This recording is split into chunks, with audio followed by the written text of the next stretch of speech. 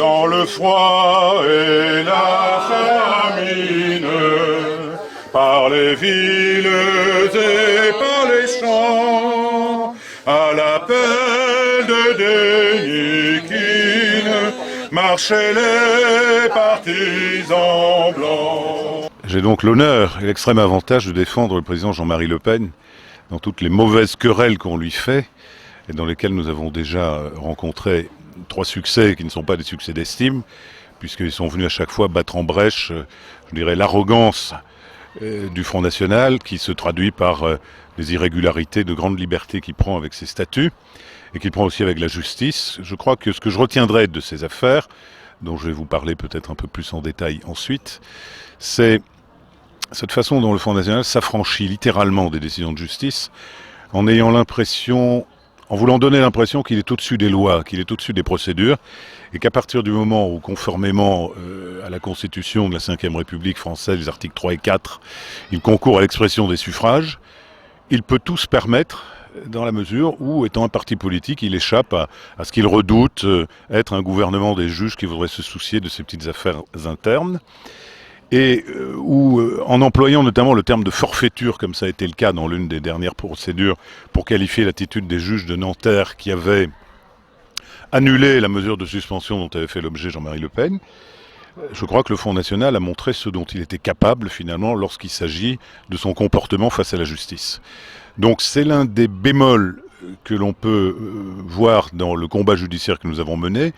finalement, puisque nous obtenons de bonnes décisions que le Front National n'exécute pas. Comment faudra-t-il faire pour que le Front National respecte un jour les décisions de justice? Sabrant les troupes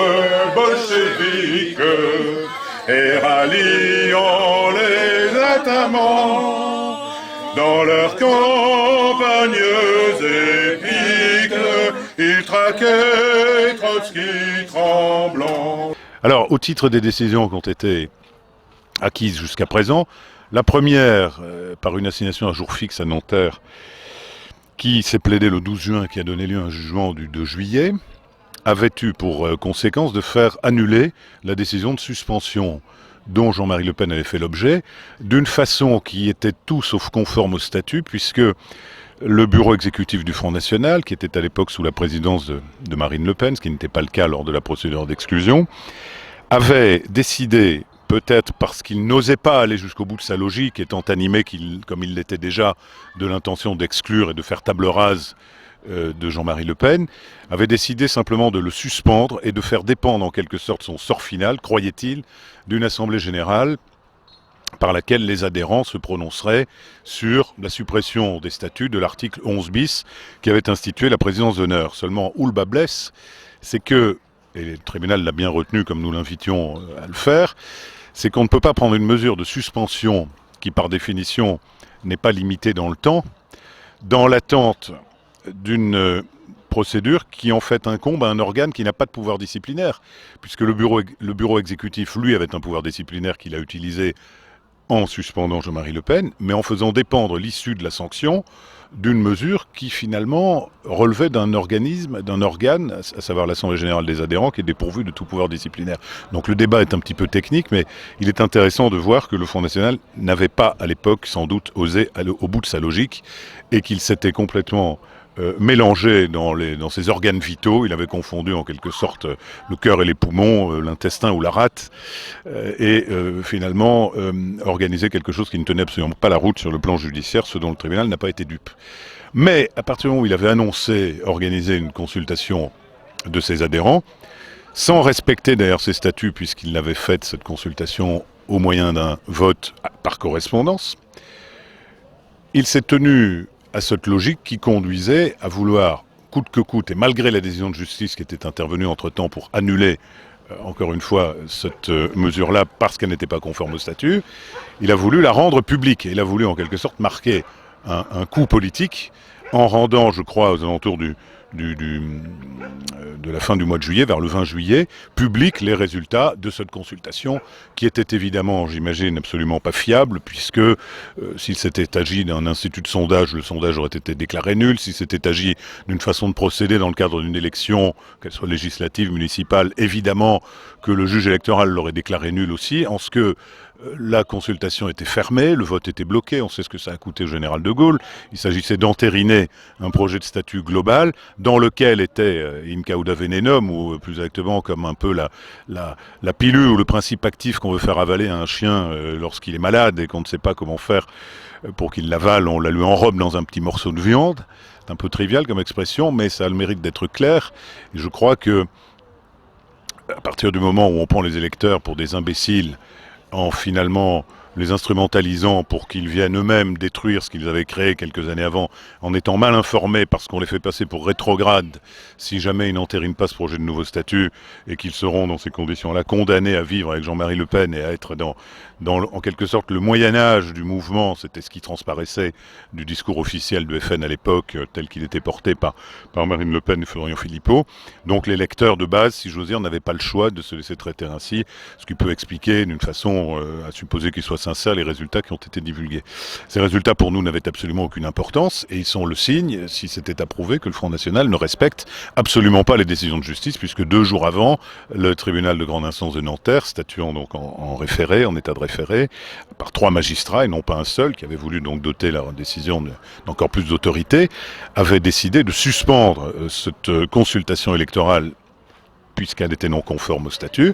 dans l'attente que le Front National reparte de zéro pour organiser une véritable consultation de ses adhérents, s'il devait persister dans le souhait de supprimer des statuts l'article qui a institué la présidence d'honneur, ce que n'a pas fait le Front National à ce jour, puisque je constate que, encore une fois, pour preuve de sa résistance farouche à toutes les décisions de justice qui sont rendues, il n'organise pas, peut-être pour des considérations d'opportunité, purement politiciennes, de tactique, ou éventuellement purement monétaire, puisque l'organisation d'un tel congrès aurait un coût qu'il ne peut peut-être pas supporter en ce moment, tout tendu qu'il est vers le financement de la campagne électorale. On peut en tout cas déplorer que ce congrès n'ait pas lieu, et certes, ça serait un congrès à la fin de toutes les étapes procédurales qui pourraient avoir lieu, qui pourrait venir dénouer la situation, et montrer que les adhérents, évidemment, ont encore envie de donner leur confiance à Jean-Marie Le Pen, et de considérer que le Front National, c'est Jean-Marie Le Pen. Pourquoi la coexistence ne serait-elle pas possible? Nous nous le demandons. Je rappelle que les initiatives procédurales ont toujours été prises par la direction actuelle du Front National, les initiatives qui sont des voies de fait, qui sont des procédures disciplinaires illégales, et que lorsque Jean-Marie Le Pen se défend en justice, il est obligé d'attaquer, mais ça revient un peu à une défense. Épi fervent, blond de mouture, du pain sacré d'un renouveau, car du sang clair de vos blessures, l'espoir jaillira plus beau.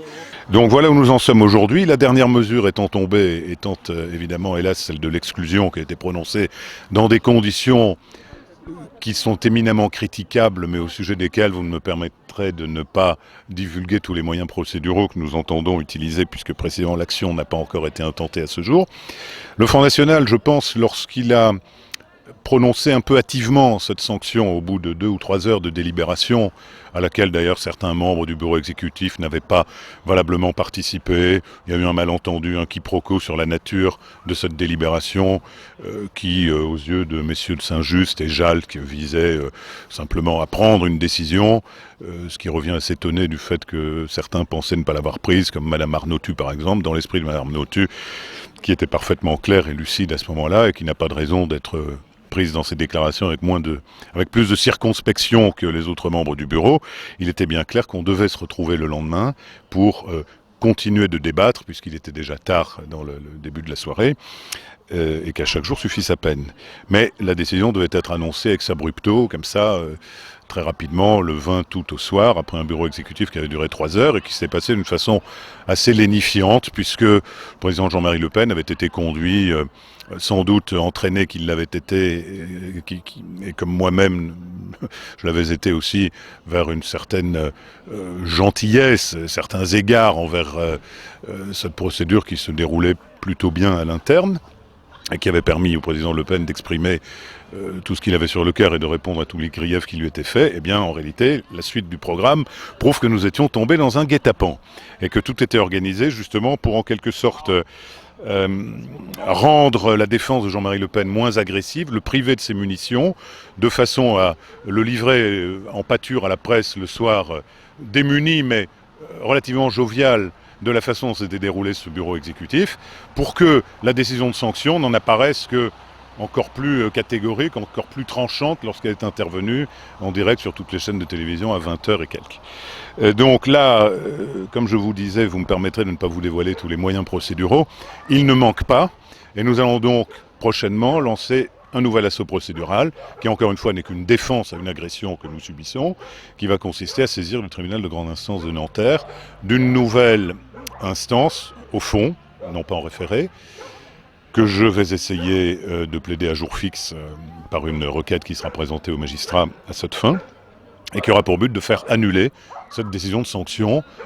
qui s'est traduite donc par l'exclusion de Jean-Marie Le Pen en demandant sa réintégration.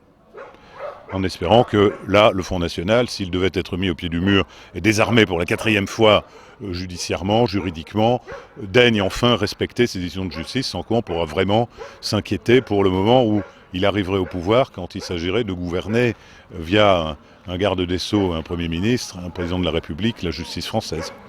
Votre gloire est immortelle, volontaire et officier blanc, et votre agonie